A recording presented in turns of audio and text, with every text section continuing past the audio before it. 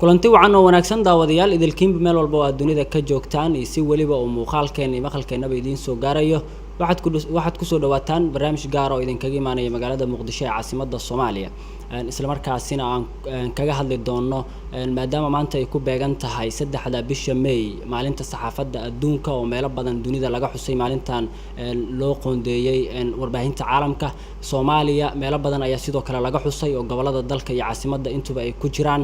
magaalada Muqdisho waxa ka dhacday munaasabad maalintaasi lagu weyneynayay oo ay soo qaban qaabiyeen ururka suxufiyiinta qaranka Soomaaliyeed ee NUSAID oo ay ka soo qayb galeen mas'uuliyiin kala duwan oo ka socotay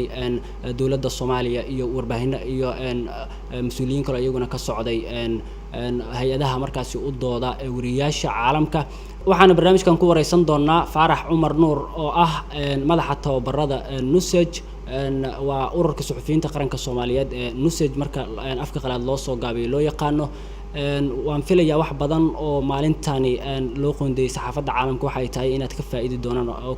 ka fahmi doontaan marka hore Faarax soo dhawow ku soo dhawow telefishinka Soomaali Cable anagoo kaaga mahad celinayna inaan waqtigaada wadaagno mahadsan telefishinka iyo adiga aad u mahadsantahay waa tahay ka hor inta aanan guda galin waraysigeena oo waxyaabo badan oo saxaafadda Soomaaliya sanadihii hore iyo waqtigan waxa iska bedelay iyo waxyaabaha soo kordhay iyo wali meelaha mudan in wax laga bedelo waxaas oo dhan ayaan barnaamijka intuu soconayo hadii Allah awoodda laga helo aan ku falaqeyn doonaa oo aan ku wareysan doonaa balse marka hore waxaan jeclahay 2 daqiiqo in Faarax shakhsiyan qofka uu yahay inaan barano 2 daqiiqo ayaan jeclaan lahaa inaan noogu soo koobto bal horta shakhsiyan Faarax waa kuma بسم الله الرحمن الرحيم أنا ما صنت أنا قرت صحافة وحن هاي سوجوجي صحافة أنا الحمد لله عمري قاس إلى وسوق قرسين أنا مدة كل جورو صحافة ده سديت أنا فرتيجان كصاب بيري اللي قاسو عن كل ده لفور عن كصاب حيو قيبة الصحافة ده marka intaas waxaan u shaqeynaa intii dawladda ka burbureysay telefishinka Soomaaliya oo maartay oo arrinta tawfiiq ku yeelay waxaan ahaa barnaamij soo saare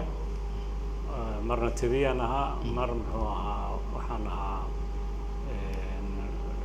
barnaamijyada oo dhanba maartay mararka qaarkood reporter yaa noqonayay marka shaqadii meesha ay ka soo baxday waa ka gali jiray marka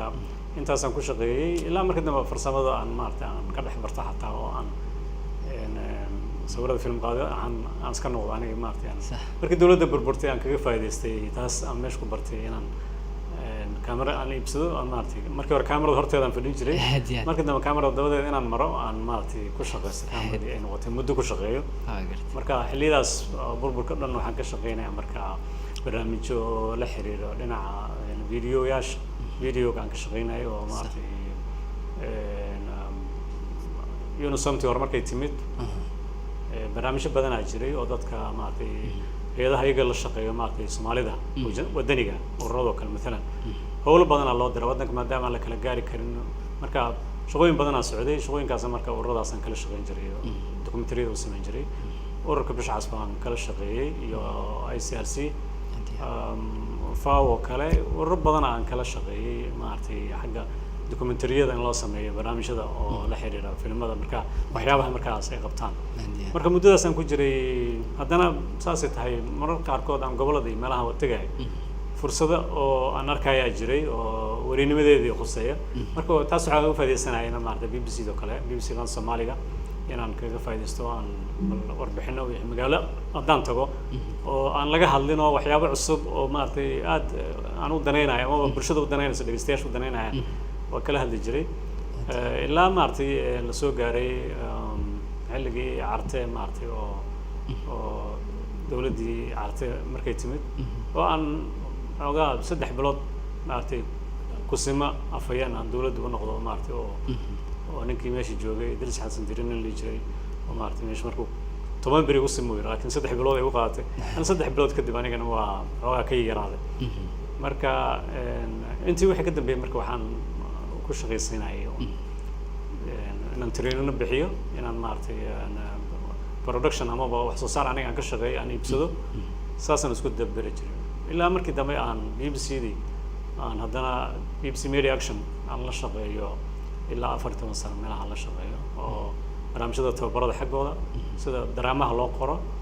daraamayaasha maaragtay maanta dhaamo kale sheeko la dhihi jiray iyo tiirarka nolosha idaacadaha tababaro la siin jiray intaasba maaragtay BBC-dan kala shaqayn jiray barnaamijka macalinka radioga la dhihi jiray caan ahaa intaasba waan kala shaqaynayay kadib adiga markaan xoogaa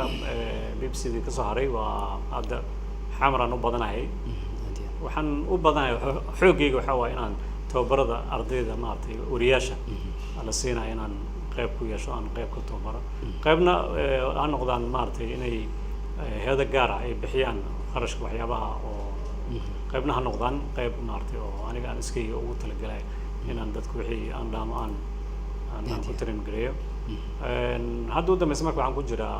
qaybta tababarada marka oo ururka Nosajan ka mid ahay oo aan horjooga ka ahay meeshaasaan marka aan dhalinyarada aan wadaagna maartay wixii tababaro marka soo jooga saasaan ku ahaa marka aad iyo aad waa tahay mudane Farax mahadsan tahay maanta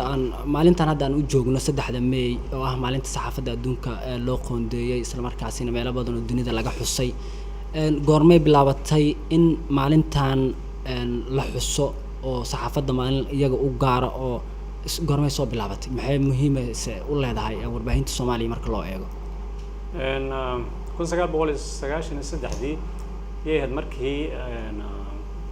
golaha guud ee qaramada midoobay uu ogolaaday muxuu ahaa maalin loo sameeyo in la xuso xorriyadda saxaafadda marka xorriyadda saxaafadda adduunka muhiim ay ka ahayd marka UNESCO maartay barnaamijkaas waday oo shirkii lagu kulmay Windhoek Namibia lagu kulmayna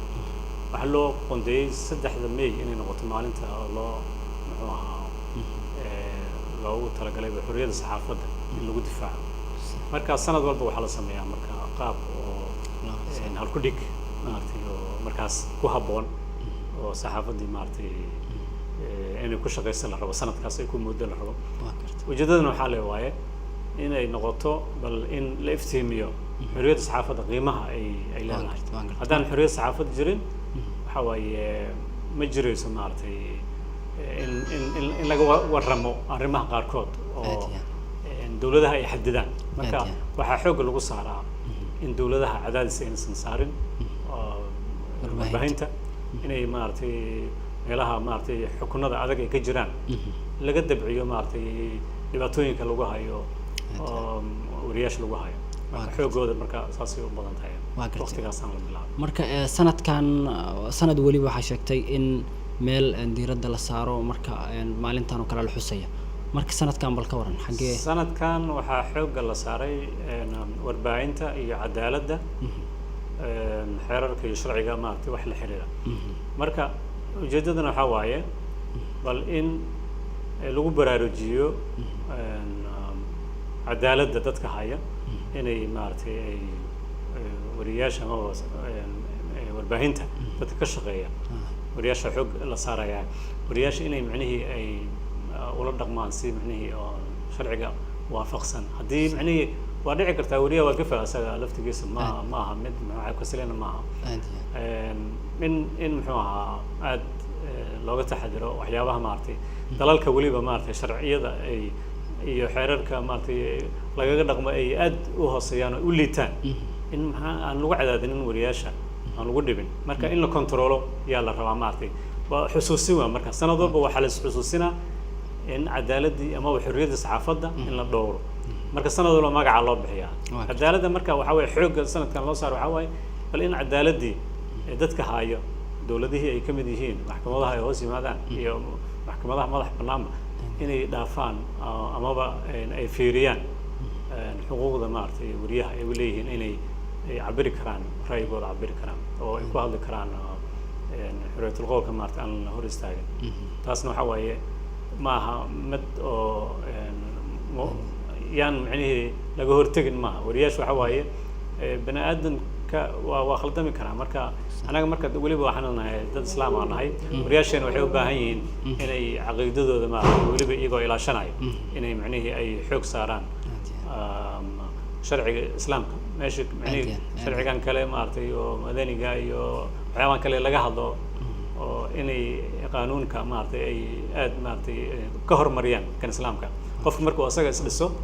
isaga macnihii oo tiis ilaaliyo inuu dad kale ku xadgudbin inuu macnihii wax uu qorayo qalinkiisa iyo maartay kaamiradiisa waxay qabanayso oo ka fikiro taasaa maartay xoog la saaraa hadhowdina maartay waxaa imaanayso in qofkaas sidiisa u ilaashan yahay laakiin aan farin saan yeel adigna saan yeel marka qofku inuu marka horeba og yahayba waxa laga rabo oo maartay xadidaada xorriyadda qof kale leeyahay inuusan ku tegin marka asagana tiisa maad si loo ilaaliyo marka taada horta haddaad dadka ilaalisad inaad dad ku xadgudbin adigana taada marka waa la ilaalin wixii adiga taada ku xadgudbo markaa sharciyada maartay markaas la tahay waa gartay hadda 2018 ku jirnaa dabcan Soomaaliya waa wadan hadda soo kabanaysa dhan waliba oo in muddo dagaal iyo ku soo jirtay saxaafadda Soomaaliya marka aad fiiriso wali hadda waxa wariyaasha badqabkoodu ma sahlana oo wariyaal badan lagu xiraa lagu dhibaateeyaa gobolada dalka ha noqdaan oo meel badan oo maamul goboleedyada dalka ka jira bal ka waran xagee wax ka qaldiin is leedahay waxay wax ka qaldan yihiin wariyaasha laftooda waxbaa ka qaldan waa gartay maamuladana waxbaa ka qaldan marka maamulada waxay u dhigan si sharciga uma fuliyaan waa gartay ya maxkamadaha oo maartay hoos yimaadana si sax ah maartay loogama shaqeeyo waa gartay wariyaha haddii khalad uu gala xataa wuxuu leeyahay ma ogtahay nin fakanayo maaha nin baxsanayo maaha intuu qof dili cararayo maaha hadduu khalad sameeyo heeduu ka tirsan yahay qaab loo maro maartay oo waxaa jiro oo lagu ogaan karo maxkamaddii ama warqadaa loo diraa waxaa leeyahay maxkamadda imo qofka maxkamadda imaana berit haddana saacaddaas lagu imaya ama berit saacaddaas lagu imaya ama laakiin in muxuu ahaa awooddii xooggii fulinta ay intay tagto guriga ninkii soo qabsadaan oo maartay xabsiga lasoo dhigo hebelaa la xiray jirdilaa loo geystay waxa way adigu wixii ku yeelay waraaqa muxuu ahaa inay qurxiyaan maaha sharciga meesha warqadaha ku yaala inuu sharcigaas meesha warqadaas uu qurxiyo meel khaalada ku jira maaha waa inuu ku shaqeeyo adiga aad ku shaqeysaa oo aadan dad ku xogdo wariyahaas asaas yeela soo maa bis okay maxaa xeerka yaala maartay noo yaala anaga sharciga dawladda wariyaha warqada loo sida dambi hadduu galo dadku la mid yahay in muxuu ahaa warqada loo geeyo oo la keeno laakiin in la weeraro gurigiisa mushkiladaha anaga marka nidaamka dawladaha naga haysto waxa waaye in muxuu ahaa loo soo marin wariyaasha maartay loo soo marin qaabkii maartay ku habboona wariyaashan iyagana waxaa ka qaldan waxaa waaye qaarkood ma ka fikiraan waxaan maxaa ka imaanaya ya intaadan muxuu ahaa boodin horta ama waxba ku talaabsan ama kaamiradaada waxba qabanin oo ishaada qalankaaga iyo waxba aad boost gareynin waxaa u baahan tahay laftigaaga wax badan inaad fikirtid saan sheegaya waay damiirkaaga iyo maartay inuu ku wado waay islanimadaadii maartay wax ka fikirtid waxaan oo carabkaaga macnihii aad ku tiri ama macnihii qalinkaagii uu qorqo maartay baahay waxa ka imaanayo ya qaar waxa ka imaanayo muxuu ahaa dhibaata ka imaanayso amniga waddanka mararka qaarkood khalkhal gelinay iyo haddaad ka harayso arrimo militariga ka hadasha arrimo ciidanka arrimo waxaa ka hadashay bulshadii macnihii dhibaato ku ah mararka qaarkood aad ka hadashay oo maartay oo aad waxyaabaa u ammaantay oo sharciga islaamkana ku gabsan ama bulshadaba dhibaato kale dhaqan ahaan maartay ay u diidan yihiin oo aan dhaqan ay u lahayn waxaasaad ammaan u samaysay oo maartay xayeysiin oo kale u samaysay marka waxaasoo kale waxaa waaye wariyaha maartay inuu maartay uu ka deeqtoon yahay la rabaa oo marka taas markaad eegto wariyaasha Soomaalida sida ay u shaqeeyaan ama marka dhibaato ay dhacaan ama qarax uu dhaco ama rabshado ay dhacaan isla markaa sida ay falcelinta u sameeyaan oo laga yaabo inay dhibaatooyin wax ka soo gaarayaan wariyaasha Soomaalida marka ma la oran karaa xirfadii saxaafadeed oo ay ku shaqeyn lahayn oo dhameystiran ma haystaan صح واي والله كرا حرفة مرة ما استنى حرفة لكن أنت أي قناة كم شقيان مشكلة أساس واي ما أنت ده ترين كم حكى فايدة بحال روينات وحي أكو شغيست لكن وصنكون نقولين معها على تهاي قبل ده غير كذا أنا حكى برت إيري مارتي على تهاي الله مارتي مارتي ما تقول أنا هلا سعدي قال بدي سنة ما كسر وكلت هذه سجلت يا عم كلت هذا الكسر كلت مركا هذه ورياشي يعني ترين كده ما يستان يراهدان وحي ماشي كبرتنا على تهاي حرونتنا كم شقينا سبحان يراهدان صح هذا مرة قاركود أركسا إن مركا ترين اللي قاعدنا أو تبرد اللي قاعدنا إني موجنا أيان سادو حن ماشان اللي يكون يجيهم tababarkaan la ku egeyn kama shaqeynayso xarunteena kama shaqeynayso waa gartay marka qaarkood waxaa loo baahdaa markaasoo kale soo kuma wanaagsanaa in maamulka naftirkooda marka hore iyagu watan soo sheegi rabaa maamulka laftigiisii oo micni wixii diidan waxyaabaha iyaga ay ka cabanayaan oo kale in la saxo maamulka marka qaarkiis waxa waaye dad aan saxaafadii baranin laakiin u baahan qaab maamul kale in muxuu ahaa qof lacag leh hadduu u samaysto idaacad samaysto waxaa laga yaabaa inuu u samaystay inuu lacag ka helo lacag keliya inuu ka fikira laga yaabaa wax kale maarata uusan indhaha ka daboosho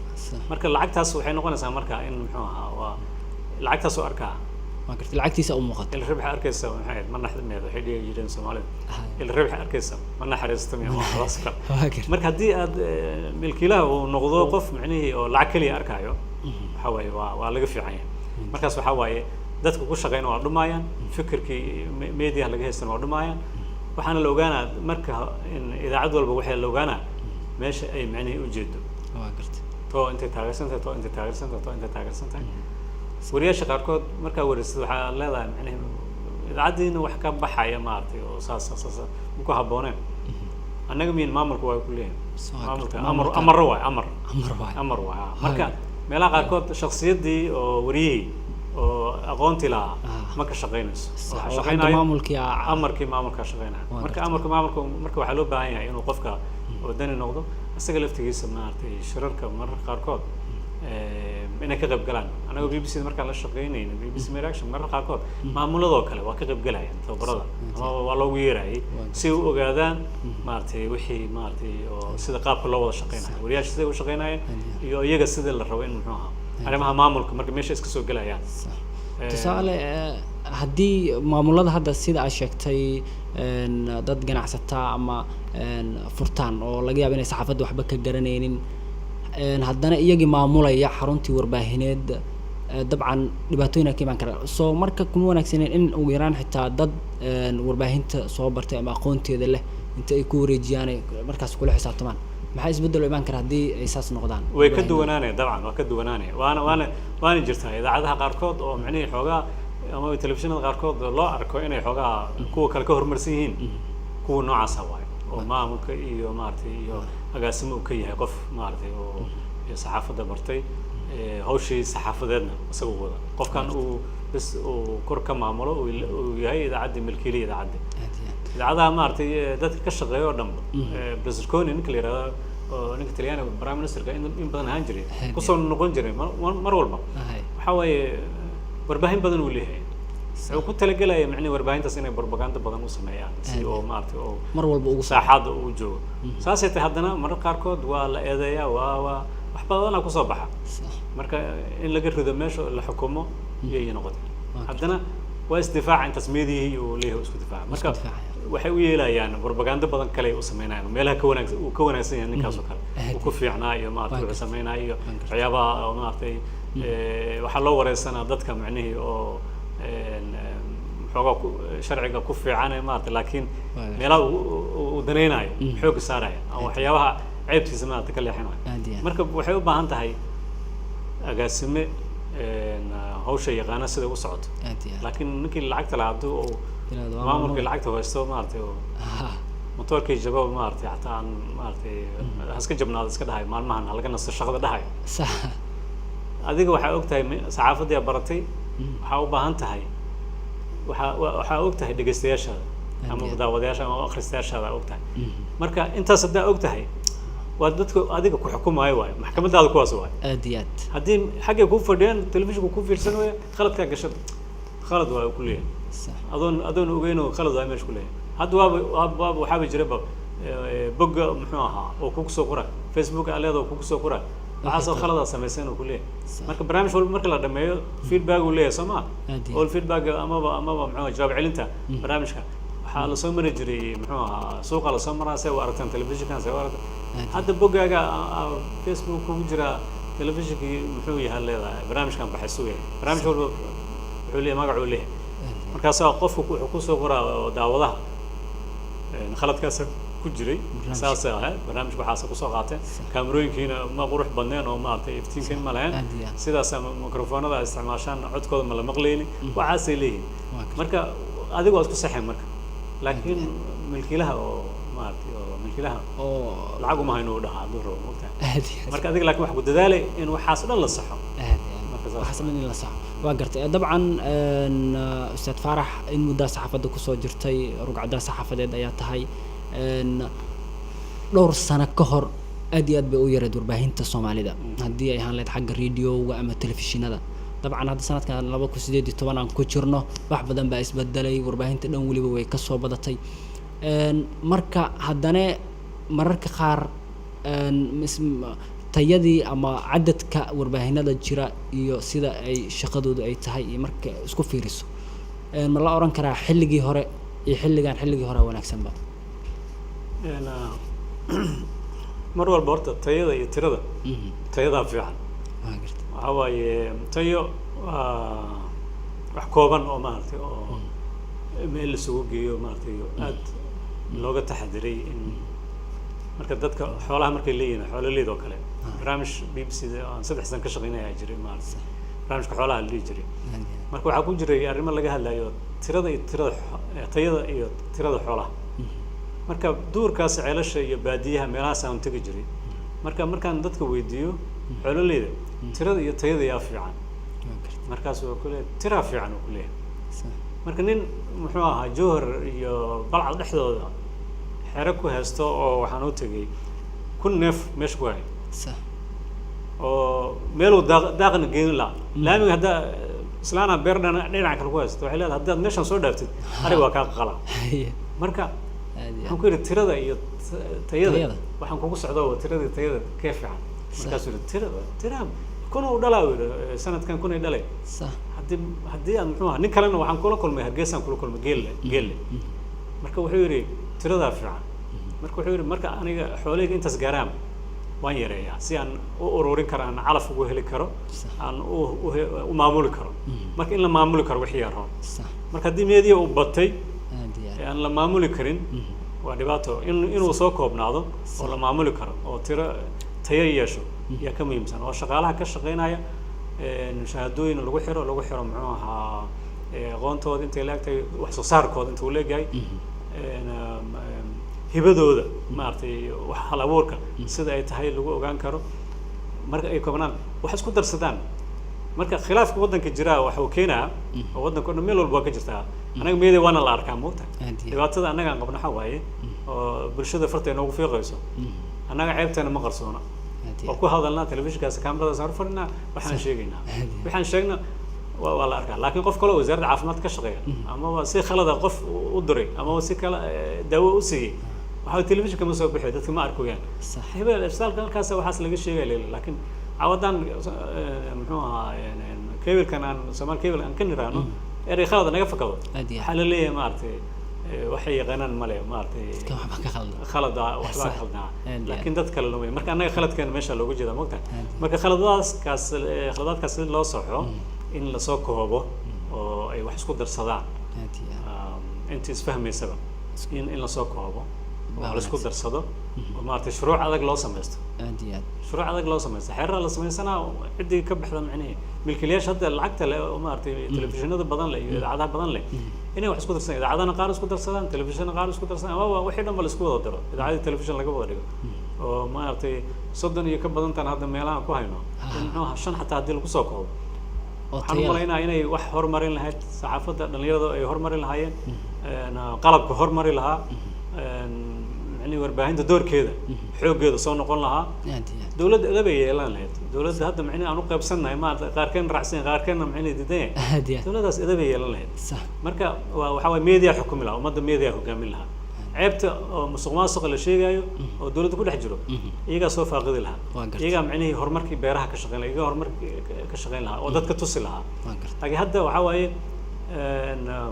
annagana la xukumaa annaga maartay waxaan nahay bulshadii maartay waxba uma gudbin karno marka waxaan noqonay inaan maartay aan qaybsanahay qaybsanaantaasna marka wax weyn oo dhimaysa Ustaad Faarax marka la eego awoodda caalamka warbaahinta xagee kaga jirtaa adduunyada dhan waxay kaga jirtaa waxa la yiraahdaa kaalinta afraad ee ku jirta marka laga soo tago cadaaladda iyo maartay iyo suldooyinka maartay madaxweynaha iyo laga soo tago barlamaankii laga soo tagay meesha afraad ay ku jirtaa la laakiin meelo badan oo dictatoriyad ay ka jirto taas ma ka jiraan ka shaqeeya meelaha hadda ugu liito saxaafadda la dhaho waxa waaye xorriyadda saxaafadda aad maaragtay ugu liito la dhaho waxa waaye waxaa kamid ah Eritrea oo kale kamid ah sax wala wadamo badanaa la sheegaa laakiin intaasoo dhan waxa waaye waxaa loo gudbi karaa maaragtay awoodda oo la sugayo markaas xoogga aaga maaragtay wuxuu keenaa inaa muxuu aamusin kartid xoogga kaasoo horjeeda hadduu dowlad noqdo hadduu mucaarad noqdo hadduu maaragtay oo kale oo noqdo dad kale oo muxuu ahaa si kale kuu diidan hadday noqdaan marka aad eegto Ustaad Faarax in muddana saxaafadda Soomaaliya waa kusoo jirtay hadda dhammaan warbaahinta Soomaalida ama raadiyowga ama xagga telefishinada in war la sii daayo ama in waraysi la qaado ama barnaamij la sameeyo wax ka duwan oo isleedahay warbaahinada Soomaalida way ka maqan yihiin oo dabcan haddii isbedel ay ku sameyn lahayn hadda dhammaan telefishinada haddaa shidato kan warbaa ku jira kan sidoo kale newsa ku jira kan newsa ku jira kan waxaa laga yaabaa in barnaamij siyaasadoo kale ku jira kan sidoo kale inta marka waxyaabaha isleedahay maadaama soo saaray in muddo aad ahayd warbaahinta Soomaalida way ka maqan yihiin barnaamijyada oo xaggaani usoo wada bateen isleedahay oo haddii ay sameyn lahaayeen horumar iyo way imaan lahayd horta idaacadaha adduunka amaba kuwa maaragtay hore u maray telefishinada waxay ku horumarsan yihiin waxa waaye team jiro telefishinka kale مثلا team jiro amaba crew alla oo cameramanki caawiyihiisi qofkii soo saaraha qofkii mudiicaha afar list ugu yaraan inay ku wada shaqeeyaan afartaas hawsha loo diro waxaa laga yaabaa in maanta loo diro baydhaba loo diro sanadkan rooba da-ay bal dadkii maaragtay diyaar garowgoodii iyo beeraha si u fashaan iyo muxuu ahaa beeraha intay leeyihiin beeraha la fashay inta beeraha macnaheedu ay masagaday fasheen masagaleey fasheen ay abuurteen intay la eg tahay iyadoo sanadkan waxyaabaha la rajaynayo inuu dhulkaas ka soo go'o inta marka barnaamij fiican oo maaragtay oo meelaha ugu badan uu furo kale oo xoogaa maaragtay masagada wadanka maaragtay meelaha ugu badan kamid ah laga soo saari jiray meelahaas kale qofka intuu wariyaasha kooxda intay tagaan wax ka soo sameeyaan waxay noqonaysaa waxaan la heli karin waxyaabo maaragtay waxaa jiro dhinaca oo dhaqanka la xiriira مثلا oo la iska iloobay oo la rabo in la faaqido wax laga sameeyo qof baa taariikh macnaheedu مثلا taariikh fiican u haya taariikhdaas uu hayo waxa waaye inta la soo fariisiyo ka sheekeynaa ka sheekeynaa bas waa dhamaad qofka fiirsanaya marka waxa waaye fiirsanaa bas waa sheekada loo dhageysanaa idaacadu waxa ka horeysa kaliya waxa waaye in muuqaalkiisa loo jeedo kaliya laakiin sheekada gunteeda waxa waaye inuu qofkaas wuxuu ka sheekeynayo meesh oo la arko la soo sameeyo oo مثلا haduu yiraahdo aniga reer u furo aan ahaa maartay waa beertaasaan la eegaan tacab jiray gurigay meesha ku yaala wali beertaasaan la wali meesha ku taala suurtagal haday noqoto qofka producerka inuu ku fikiro in meesha la tagi karo sax oo maartay beertii laftigeeda la tagi karo haday marka horeba qofka intuu la shaqeysto suurtagal ay tahay in meesha lagu soo wareysto beerta dhexdeeda lagu soo wareysto sax ya marka waxaa marka la sameyn karaa taas horta waxaa hor istaagayo dhaqaalaha waa karti ya hadduu jeebka gacanta geliyo milkiilaha oo yiraahdo barnaamij noocaas aan sameynayna intaasaa ku baxayso waxa hadduu ogolaado wuxuu fursad u helay waxa waaye dad wuxuu helaa daawadayaal fiican u helaa dad ku soo biiray beeraley ku soo biiraysa haddii uu macnaheedu oo sameeyo barnaamijyo badan oo xoolaha noocaas kale la sameeyo xoololey ku soo biiraysa kalluumaysatada barnaamijka kalluumaysatada maxaybtii watanaa lala soo sheekaysto kharash lagu bixiyo oo maartay dhageystayaal badan ama kalluumaysato badan oo maartay oo daawadayaal yaa ku soo xirmay marka meeqa haysta kalluumaysatada dadka beeraleyda dadka sida siyaasadii oo wararka macnaheedu maalin leedahay waa kugu jirtaa intaasna waa kugu jirtaa marka waxaa haysataa community ma bulshada inteeda badan waa haysataa marka intaas marka haysatid waxaa ku sahlanaanay adigana marka lacagtiga aad bixisay waxaa ka heli kartaa dadkaas telefishinka dad badan aad daawado sama marka qof shirkadihii dad kale maalgeliyo inay macnaheedu xayeysiin loo sameeyo rabo waxay imaanayaan muxuu ahaa telefishinkaaga imaanaya waayo adaa dadkii haysta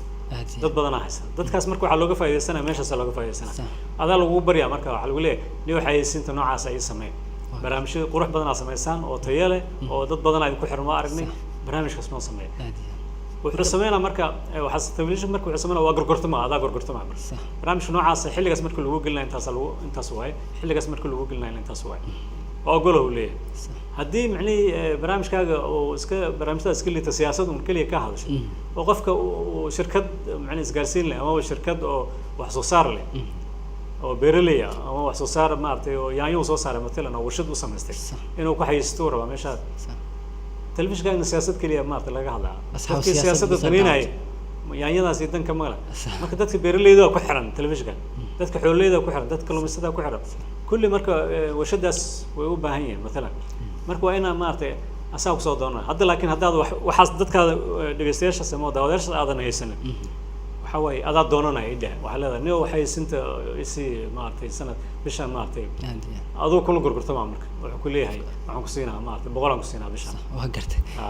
kalan 100 aan ku siinaa laakiin waxa leedahay aniga waxaan rabaa 10 bilyan 300 siist marka og tahay in dad badan ay haysatid dhegeystayaal markaas aad lagu baahan marka lacagta yar oo ku bixinaysid haddaad kama soogtid adigana lacag badan ka maqnaanaysa laakiin lacagtaas yar haddaa gelisid lacag badan oo xagga ii dhahday iyo maartay iyo dad kugu xiran dartood waa gartay warbaahinada hadda Soomaalida marka aad eegto tusaale xarumaha telefishinada ama idaacadaha qaabka looga shaqeeyo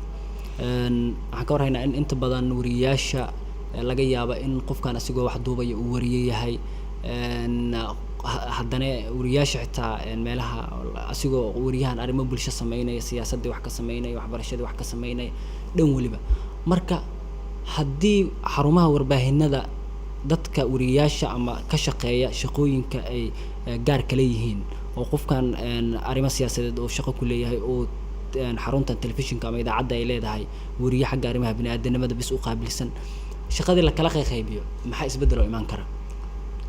culayska oo imaanayo marka shaqada adiga lagu diro oo qadir ahaan shaqada lagu diray haddana galabta barnaamij kale laga rabo oo arrimaha bulshada galabta koox siyaasadda lagu diray beri waxa soo baxay koox kale maartay oo la xiriira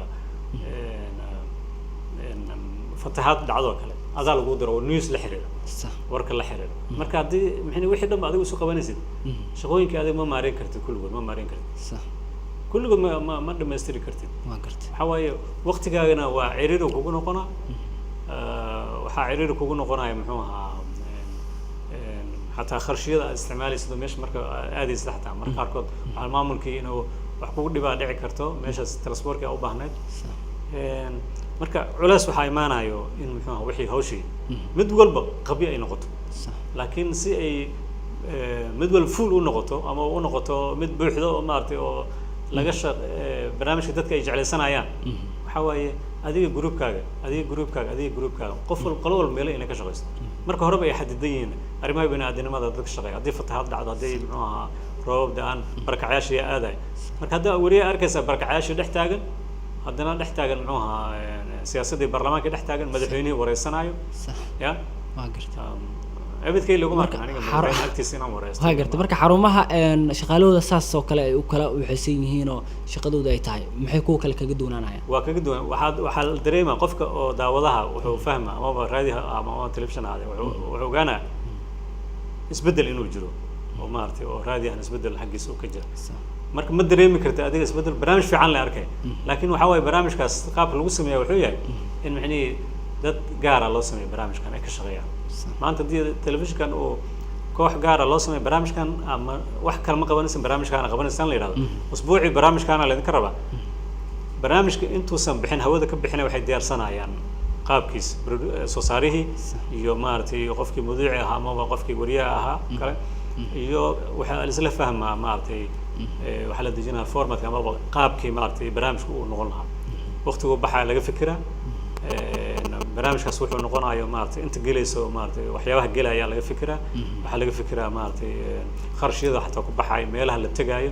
marka waxa la diyaarinaa intuu barnaamijka hawada ka bixin barnaamijyada qaarkood waa la sii diyaarin karaa oo siyaasadda ma aha barnaamijyada kale oo مثلا waxa laga hadlaa arrimaha bini'aadanimada laga hadlaa maratalan ama arrimaha bulshada laga hadlaa barnaamijyada waa la diyaarin karaa qaar badan la diyaarin karaa marka si laba isbuuc saddex isbuuc marka waxa ka diyaarsatay asbuucyada kale marka hawada la galo asbuucyada kale marka jadwalka uu ku degsan yahay meesha aadayso waa taqaanaa jadwal degsana ku shaqaynaysa marka laakiin haddii adiga adoo hawshaas wato lagu soo hadii la yiraahdo hawshan kala qabo la yiraahdo waxa way dhibay kugu noqonay waa gartay marka waxa u baahan tahay in barnaamijka qurux badan haddii la rabo in la sameeyo in muxuu dad gaar ah loo sameeyo aad iyo aad hadda tusaale wariyaasha kaleenta waxaad arkaysaa in qofka wariyaha dhan waliba shaqo walba uu yaqaan xaruntaas dabcan waxa la leeyahay karaa waa horumar haddana marka aad eegto wariyaasheena Soomaalida qaabka markaasi shaqadooda ay ugu jiraan oo kale ama laga yaabo in xarumaha ay ka shaqeynayaan tusaale ahaan iyo shaqadoodu waxa ay tahay haddana xagga warbaahinta oo kale qofka wariyaha ah ay la yaqaano maanta xaruntan ka shaqeeyo wararka ama newska waxa ka akhriya haddana qofkaas page-kii social media uu ku lahaa baraha bulshada oo kaleento oo haddana ka sameynayo ama qof uu ku aflagaadeynayo ama qolo gaar uu ku waxaynayo qofka wariyaha maxay ka bedelaysaa ama dadku maxay ka aamini karaan markii oo xarun warbaahineed ka howlgalayo page-kiisa gaar kana waxa uu markaasi rabo uu ku qoranayo laba dhibaato baa jiraya mid oo xaruntii oo ka shaqeynaya qofkii maartay wax soo gaarayaan iyo mid shakhsiyadiisa wax soo gaarayaan labana waa faa'iido waxa waaye haddii wax fiican uu qoray ama wax fiican uu ka shaqeynayo oo boggiisa ugu qoray telefishinkina uu ka daynayo waxay u tahay telefishinkana amaanay u tahay marka qofkan wariyahan boggiisa uu ku isticmaalay wax fiican ku isticmaalay waxyaabihii telefishinka maarta uu sii xayeysiin uu sii samayno ama u baahinaya haddii dhinac xun maarta uu bulshadii kaga shaqeeyo telefishinkana barnaamijyo kale aan u akhrina uu yiraahdo waxa iyada sumcad darada waxay ka soo raacaya dhinaca bulshada baraha bulshada ka soo raacaya iyo ceebta iyo maarta iyo waayo ra'yiga aan leedahay ma aan ku gudbin haddaad tiraahdo ra'yigaaga waxa dad badan kaaga hor imaan karo laakiin marka horeba ra'yiga waa inuu asluubaysan laftigiisa waxaad micna ku hadlaysa haddii micna caay ay noqoto waa ninkan saan caayto maxaa waay bulshada saan baraha bulshada ku caayto telefishinkaas uu shaqeeyaa hadii la yiraahdo ceeb waay telefishinka waxbaa soo gaaraya aad iyo aad waa gartay marka wariyaasha hadda tusaale ahaan Soomaalida oo kaleento marka aad eegto sida ay social media ama baraha bulshada wax ugu soo qorayaan ama qofka markuu meel u abaxayo uu soo waxaynayo dabcan waxa la oran karaa dhammaan waa wariyaal Soomaalida marka yaa suxufi noqon kara sideedaba baraha bulshada suxufiyiinta macnaheedu iyo dadka kale caadiga oo iyagana baraha bulshada qaybo bogag iska leh waa in la kala garan karaa dadka akhristayaasha waa in kala garan karaa adiga markaad war amaba warbixin ah heshay ama war ah heshay arabta barta bulshada inuu ku baahaysan waxa waaye waxa ku xukumayo wali shuruudihii ama mabaadi'dii saxaafadeed baratay yaa ku xukumayo kuwaas kama talaabi kartid waa inaad heshaa markhaati waa inaad haddii shil dhaco kale ama waa inaad heshaa muxuu ahaa dadkii sourceka ama ilihii wararka oo hal iyo laba aan ahayn saddex ka dhigi karta xataa waa inaad heshaa macnihii war dhammaystiran oo maarata miisaaman oo haddii qaabkii warka loo sameynayo shuruudihii uu lahaa haddaadan macnihii isticmaalin oo bartaada bulshada xataa aadan ku isticmaalin waxa waaye qofkaas kale waxba kama duwanin marka isku mid laga yahay mararka qaarkood saan ma wariye ku yahay la dhaha waa arka aniga waa aadan wariyaasha maartay oo wariye hebel iyo dad ku qorta waa arka waa akhriya boogooda aadan u akhriya haddana xataa aan xiriir la lahayn marka arko waa galaa waa fiiriya waxaan arkaa macnihii inay macnihii ay bulshadii kale mararka qaarkood dadka qaarkood xataa inay ka xishood dareen sax magac wariyina waa wataa aadan uga ximay inaan maal saas iraahdo horta qof wariya maartay oo bulshadii oo kale haddana oo ka qaab daran haddana waxaan u baahanahay macnihii inaan wariyaasha xarumaha markay joogaan dadka baraha bulshada isticmaalayo wariyaasha baraha bulshada isticmaalayo dhaqan la leeyahay idaacadaha dhan waa leeyihiin telefishinada waa leeyihiin kulama jiro maartay laga arrinsan arrimaha socda markaas oo kale in muxuu ahaa qof walba bartiisa bulshada waa la yaqaanaa in la yiraahdo barta bulshada niyo waxaas ku qortaa xorriyadaadana in aan ka qaadno mar rabna laakiin waxa waaye asluubey warka ku qorto magac aad meeshaas ku leedahay anagoo magac noo yahay marka haddii oo macnihii in baa jiray muxuu ahaa wasaare waddankan laga doortay inuu maaragtay markiiba maaragtay oo wax ka qoray idaacadda VOA inaan malaynayo wuxuu idaacadda VOA saan maqlay oo u yeertay maxaa ra'yigaas anaa qabo weli haddii ra'yiga haddaa qabtid annaga nagulama shaqaynaysid waayo dadka aan rabno in nala shaqeeyaan waa dawladdaas oo aan rabno in muxuu ahaa qofkii nacayna ayaa kaa tirsan marka war kuma siinayna kugu filan adiga mogta qof annaga nacay adiga intee ka socotay idaacadda Soomaali maaragtay muxuu ahaa Soomaali Cable haddii oo aad tiraahdid war wariye ka tirsan xafiiskiina maaragtay baraha bulshada naga caaya ma dhihi kartaa marka war asaga qaybtaas kale xiro u yahay wuxuu rabo ku cayn karaa ma dhihi kartaa ma dhihi kartid garaafada soo gaaraysa ku siinayo kulliye marka la kulmo kale waxyaabaha lagu daaweeyo waayo marka la kulmaayo in la yiraahdo shirarka caadiga warbaahinada shirarka caadiga ah niyo bartaada bulshada adaa xiro waxa ku qoraysidii waxa dhigaysa sawirada laakiin magac hanoo noqoto anagana magac hanoo noqotee aad u ilaali asluubay waxaad ku hadlaysaa ugu dambeyntii qaybihii dambe isla soo gaarnay ustaad Faarax dabcan in muddo tababarada saxaafadda iyo ku jirtay Soomaaliya hadda wariyaasha inta badan waa wariyaal da'yar oo hadda soo baxaya qaarkood muddo soo shaqeeyay qaar hadda saxaafadda soo galaya qaar hadda jecel in ay soo galaan guud ahaan markaa fiiriso saxaafadda Soomaaliya maxaad is leedahay mustaqbalka dhow runtii way ku socotaa wallahi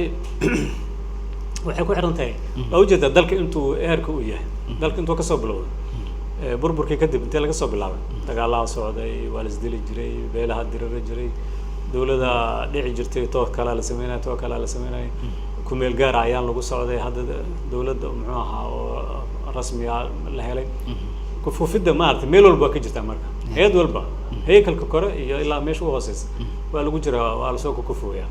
laakiin saxaafadda markii hore dhowr beejo 3 beejo maartay yaa la qori jiray 91 markii dalka uu burburku ku dhacay oo dawladda ay burburtay markii horta wargeysyada xagga waa laga soo noolaaday waxa magaalada xamar ka soo bixi jiray wargeysyo aad u weyn Panorama iyo maartay iyo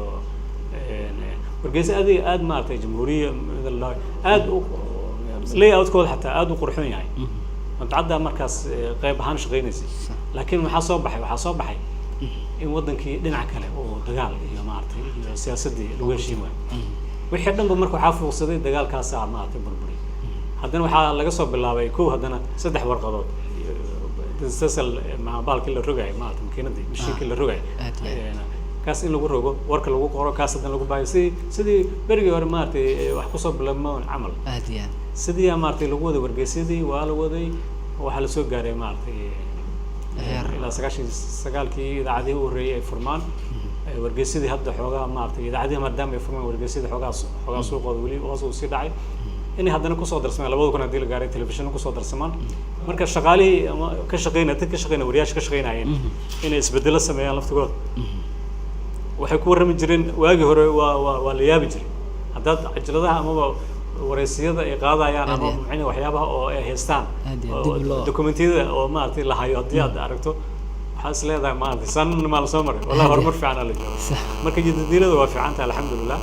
maartay telefishinna iyo maartay waxaan salamiis meel nabad oo aan ku warrami karno meel nabad oo aan wareysi ku qaadan karno madaxda dalku aan u tegi karno madaxdii culimadii iyo maartay bulshadii kale u tegi karno haysana kali waxaan u baahanahay inaan waxaan ilaashano aan horumarino markaasna waxa waaye inaan horta aan koow isdhisno annaga maartay saxaafadda ku jira oo wariyaasha inay isdhisaan kadibna wadankii horumarkiisa marka aad uga shaqeeyaan ugu dambeyntii wariyaasha ku daawanaya ee caalamka meelaha kala duwan jooga ee doonaya in saxaafaddooda ama xirfadooda ay horumariyaan maxaad dhihi lahayd wallahi inta hadda yaray le waayo horta qofkina way isdhiso qofka inuu maartay waxyaabaha oo caqabadaha keenaya waxaa ka mid ah inaan macnihii aadan ka shaqeyn qayb waxyaabaha adiga aad jeceshahay qofku wuxuu jecel yahay inuu ka shaqeeyo waayo haddaad jeceshahay inaad film qaadi noqotid film qaadanimadaasa maartay xoogga saaraysa haddaad jeceshahay inaad muxuu ahaa presenter ama mudiic ama soo jeediye inaad wariye tabiye noqotid waxaa weeye qaab kaloo leeyahay asagana maartay oo xirfadiisa waa ka gedisan tahay marka taas inaad horumariso haddaad micnihii ka shaqaysid dhinaca farsamada editing ka shaqaysid farsamo hor laa soo baxayso inaad la socotid marka inaad adiga la socotid waqtiga la socotid la jaanqaadid oo update ahaatid yaa maaragtay ku fiican tahay si micnihii horumar u samaysid marka adigna lagaaga faa'iidaysan marka dadaa uga waramaysaa dadaa micnihi sheeka u haysaa dadaa u haysaa warbixino fiican u soo diyaarinaysaa inta adiga dhisan tahay ee bulshadaadana ay dhisan tahay markaas aad iyo aad waa tahay aad iyo aad u mahadsan tahay daawadayaal kaasi wuxuu ahaa madaxa tababarada ururka suxufiyiinta qaranka Soomaaliyeed ee Nusaj Ustaad Farax oo barnaamijkan gaarka aan ku wareysanaynay isla markaasina aan ku eegaynay maalinta saxaafadda caalamka 3 bisha May oo maanta ku beegnayd isla markaasina meelo badan oo caalamka laga xusay oo aan filayo intuu wareysiga soconayay in wax badan oo saxaafadda la xiriira ama warbaahinta Soomaaliyeed iyo waxaas oo dhan aad ka fahanteen guud ahaan waxaan jeclahay inaan intaas ku soo gabagabeeyo tan inta ku kulmi doono barnaamij noocan oo kale waa anigu Cabdiqaadir Cumar Cabdulle iyo Bishaar Ibrahim Daahir oo xagga farsamada iyo kaamirooyinka noo jooga intuu barnaamijku soconayay waad ku mahadsantihiin daawashadiina haboon iyo sidaas iyo nabadgelyo wassalaamu calaykum waraxmatullaahi tacaala wabarakaatuh